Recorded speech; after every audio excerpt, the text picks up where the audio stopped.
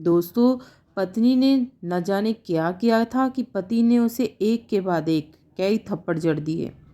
आज मैं शादीशुदा लोगों के लिए एक बहुत बड़ी सीख लेकर आई हूँ इस कहानी के जरिए। दोस्तों, वीडियो उपयोगी लगे तो लाइक सब्सक्राइब ज़रूर कर लीजिएगा।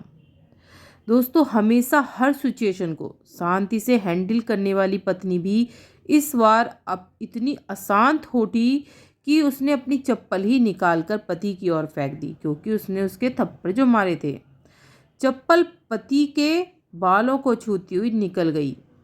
बस इतना ही हुआ था। अब देखो ये किस्सा कैसे कैसे बढ़ जाता है। ये किस्सा यहीं पर ख़त्म हो सकता था, मगर पति ने इसे अपनी मर्दांगी का विषय बना कर लिया और जो बात थी वो बद से बदतर हो चली गई। रिश्तेदारों ने भी आग में घी का काम करना शुरू कर दिया। किसी ने कहा, जो औरत अपने पति पर चप्पल से मार सकती है वो ना ही तो वफादार हो सकती है, ना ही पतिव्रता। ऐसी औरत परिवार के नहीं पूरे समाज के लिए कलंक की तरह होती है। ये घर वाले ही होते हैं जो हमारे पति पत्नी के रिश्ते को तोड़ देते हैं। कभी भी इन रिश्तों को बचाने के लिए अगर आप तैयार हैं तो कभी भी किसी की भी नहीं सुननी चाहिए, ना ही लड़के को अपने परिवार वालों की, ना लड़की को अपने परिवार वालों की, नहीं तो ये रिश्ते टूटते चले जाते हैं। दोस्तों, फिर क्या हुआ, आगे बढ़ते हैं। रिश्तेदार जब आग का काम करते हैं तो बहुत ही ज़्यादा परेशानियां उत्पन्न हो जाती हैं। बीवी के पक्ष वाले पीछे कहाँ रहने वाले थे। किसी ने कहा कि 21वीं सदी में भी जो स्त्री के साथ मारपीट करते हैं उन्हें तो जेल में जाना चाहिए। तो कोई कहता, जरूर इसको कोई और पसंद आ गई होगी इसलिए अपनी पत्नी से मारपीट करने लगा है। अब दोनों में बहुत ज़्यादा बहस छिड़ गई थी और एक दूसरे के खिलाफ क्या हुआ, अब केस फाइल कर दिया गया। पति ने चरित्रहीन होने का तो पत्नी ने दहेज और शारीरिक उत्पीड़न का। अब झूठे झूठे केस होने लगे एक दूसरे के खिलाफ। 2 वर्षों से अधिक समय के लिए केस चला था। इन 2 वर्षों के दौरान दोनों पति पत्नी अलग रहते थे। इन 2 वर्षों के दौरान दोनों पक्षों के समर्थकों की संख्या भी कम हो गई थी। पहले जहां दोनों पक्षों के समर्थकों का समूह होता था, अब गिने चुने लोग ही रह गए थे। पति पत्नी दोनों की आर्थिक स्थिति भी इस समय दौरान बहुत ही ज़्यादा गिर चुकी थी, क्योंकि वकीलों का खर्चा ही इतना होता है जिन्हें वो अपना शुभ चिंतक समझ रहे थे। पैसों की बात आते ही उन्होंने भी अपना पल्ला झाड़ लिया था। सब रिश्तेदार इधर उधर हो गए थे। अगर कोई दोनों को राजी भी हुआ तो मोटा ब्याज की शर्त पर। आखिरकार वही हुआ जो सब चाहते थे, डाइवोर्स। हर कोई खुश था, दोनों पक्षों के रिश्तेदार, उनके माता पिता और दोनों के वकील। लेकिन 5 साल की सुखद शादी और एक सुंदर बेटी होने के बाद मिले इस डाइवोर्स से पत्नी मूक थी और पति शांत। शायद ही एक इत्तेफाक भी था कि इस खुशी को मानने के लिए दोनों पक्ष के लोग एक ही चाय की टपरी पर बैठ आमने सामने। इत्तेफाक इसलिए क्योंकि ज़्यादातर लोग एक दूसरे के विरोधी थे, सपोर्ट कर रहे थे कि वे एक दूसरे को अच्छे से भी जानते भी नहीं थे। पति पत्नी भी इन सभी दूर एक दूसरे के सामने मेज पर बैठे हुए थे। पत्नी ने पति से कहा, अब तो खुश होंगे न, तुमने मन की जो हो गई आपके, मुबारक हो। अभी तो आज जीत आपकी ही हो गई है। पति ने भी कहा, कॉन्ग्रेचुलेशन यू टू मो, क्योंकि दोनों ही के बीच तलाक हो रहा था।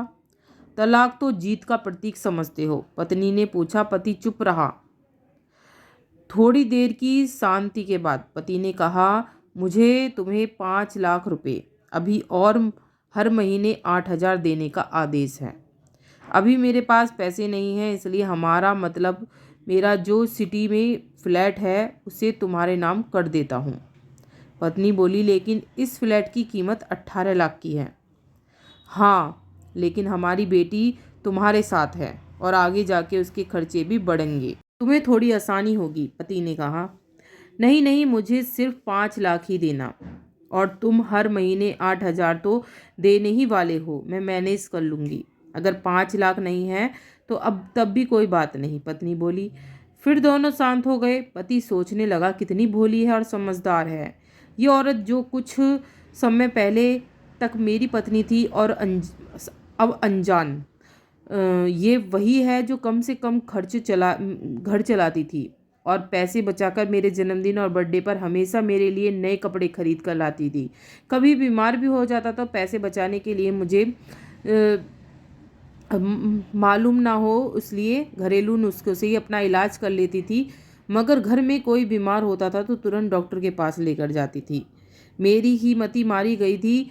मैं ही अपनी झूठी मर्दांगी के चक्कर में इतना बड़ी गलती कर बैठा। पत्नी के दिमाग में भी उथल पुथल हो चल रही थी। अभी भी वैसा का वैसा ही है।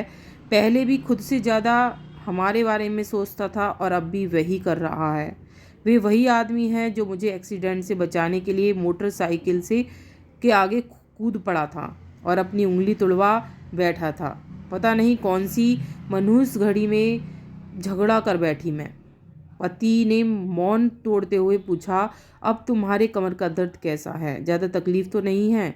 पत्नी हल्का सा मुस्कुराई और बोली, अभी भी होता है, अब तो पेट में भी क्रम्स उठते हैं। तो भी होगा। तुम योगा कसरत नहीं करती हो ना? अब किसी गायनोलॉजिस्ट को ज़रूर दिखा लेना, पति ने कहा। तुम बताओ, तुम्हारा अस्थमा कैसा है? अब क्या दौरे पड़ते हैं? पत्नी ने भी पूछा।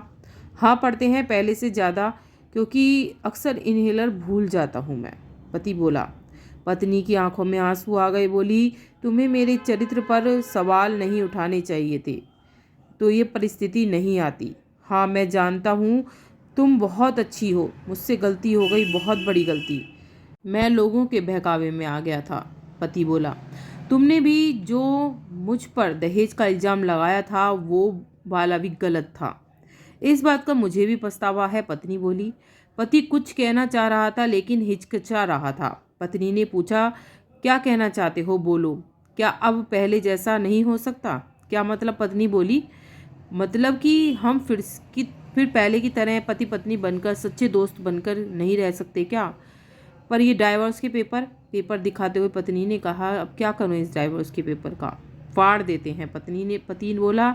इसको डाइवोर्स के पेपर को जो है हमारे, हम फाड़ देते हैं। सभी हैरान थे, वकील, रिश्तेदार, माँ बाप सब हैरान थे। पति पत्नी दोनों एक दूसरे के हाथ में हाथ पकड़े अपनी घर की तरफ चल दिए। दोस्तों, इस कहानी से बहुत बड़ी सीख मिलती है। कभी भी एक दूसरे की बातों को नहीं बढ़ाना चाहिए। कभी भी जो होता है, अक्सर दूसरों को अगर आप शामिल कर लेते हैं अपनी लड़ाई में, घर वालों को, तो हमेशा आपके ज़रूर झगड़े होंगे, बढ़ेंगे और आपके बीच में डाइवोर्स तक की नौबत आ जाएगी। तो हमेशा अपने डिसीजन अपने आप लेने चाहिए। प्यार और झगड़ा जो होता है एक सिक्के होते हैं, एक दूसरे के पहलू होते हैं, जिन्हें दोनों को ही हमेशा समझ लेना चाहिए, दोनों को ही स्वीकार करना चाहिए, तभी ये पवित्र रिश्ता आपका बच सकता है। बस इस दोस्तों इतना ही। वीडियो उपयोगी लगे तो लाइक सब्सक्राइब जरूर करिएगा।